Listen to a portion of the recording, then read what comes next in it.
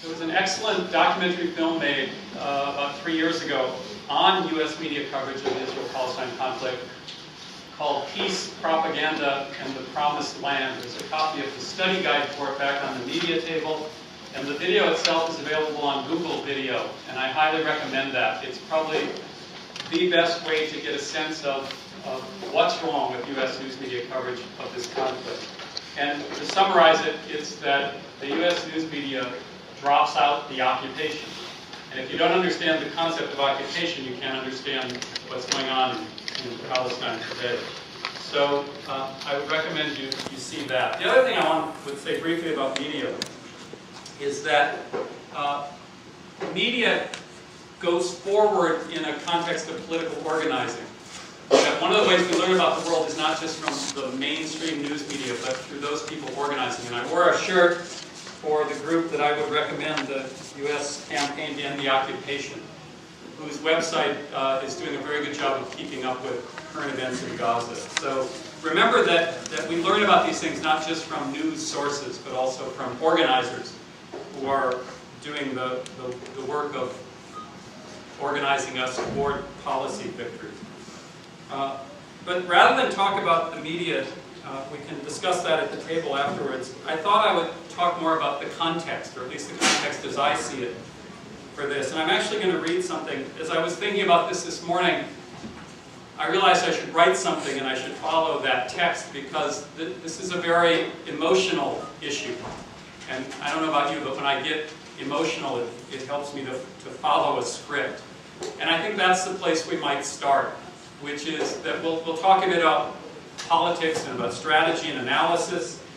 But I want to begin by recognizing an emotional reality, which is that the scenes from Gaza that we've been seeing for the last few weeks, I think are literally driving some of us mad. And I want to start by recognizing that. For all the horrors in the world that go on today, there's been something particularly brutal and barbaric about Israel's use of fighter jets and some of the most sophisticated weapons available to target this little strip of land, these 1.5 million people, in fact, to try and destroy an entire society.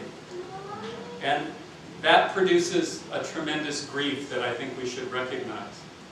And from that grief comes an incredible rage. And for me, it's a rage not just at the sadistic Israeli violence, but also at the declarations from Republican and Democratic politicians alike in this country that we must, as they say, stand with Israel. So the grief, I think, is achingly real. The rage is morally justified. But it's also true that anyone who is aware of the condition of the world today deals with those emotions as a part of daily life. To know, to choose to know the condition of the world today is to wake up every morning in a state of grief and rage. And so our task today is to think about how to channel the power of those emotions into effective political action. And that is no small task, especially given the years of struggle and the years of failure at that task. So I want to start by remembering places where that suffering is taking place and has been taking place for some time. Places like Iraq and Afghanistan, Latin America, Southern Africa, Southeast Asia. And I start with those places because those are places where the suffering is directly attributable to U.S. economic policy, foreign policy, and military policy. That is, those are the places where the violence of the U.S. empire has been most notable since the end of World War II, which means those are the places to which I, as a U.S. citizen, have the clearest moral connection. Let's remember that the so-called the West, as we say, has been involved in empire building for the last 500 years, and for the past 60 years of that, the U.S. has led that imperial project. And let us remember what a blood-soaked project it is.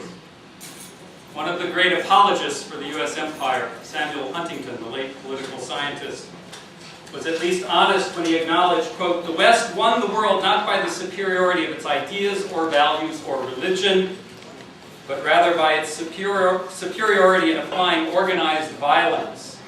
Westerners often forget that fact. Non-Westerners never do." So I think our task is in part to remember what we so often forget and recognize that it's this context of U.S. policy that we need to focus on. And in the context of U.S. policy, I want to make the claim there is nothing special about Palestine. Palestine is simply one place where the West and its surrogates have used organized violence to achieve political and economic aims. U.S. support for Israel's occupation of Palestine is part of that imperial project, which means attempts to defend Palestine must be anchored in this country in attempts to resist the U.S. empire. Yeah. And I think too often activists in the United States have forgotten this. So let me take, for example, the group some of you may be aware of. It's called If Americans Knew, which has done some excellent work in trying to distribute accurate information about the occupation. But consider this sentence from its mission statement. Quote, "It is our belief that when Americans know the facts on a subject, they will, in the final analysis, act in accordance with morality, justice, and the best interests of their nation and of the world." That was my one laugh line. Let me try that again. "It is our belief that when Americans know the facts on a subject, they will, in the final analysis, act in accordance with morality, justice, and the best interests of their nation and of the world." If only that were the case. If only there were one moment in U.S. history you could point to when, in fact, that did happen. In fact, quite the opposite. Many Americans, often a majority of Americans, consistently endorse actions that support the U.S. empire, actions that are immoral and unjust, but which they believe are, in fact, in the best interests of the United States, the world be damned. So what I want to suggest is to trust the moral vision of the U.S. public is to ignore history. That is to say that the American public is not special either. So I want to recognize that the resistance to the U.S. empire puts us in conflict not only with both of the major political parties, but with the majority of U.S. citizens. The problem is simply that Americans don't know the real history of the Israel-Palestine conflict, although it's true that many don't. The problem is not just that the U.S. corporate news media outlets present a consistently dishonest view of the conflict, although it's true that they do.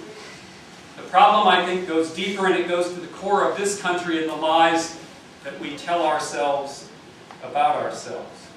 So I want to suggest that to work for justice in Palestine is to work against the U.S. empire. And to work against the U.S. empire is to recognize we have to dig in for the long haul on a very difficult task.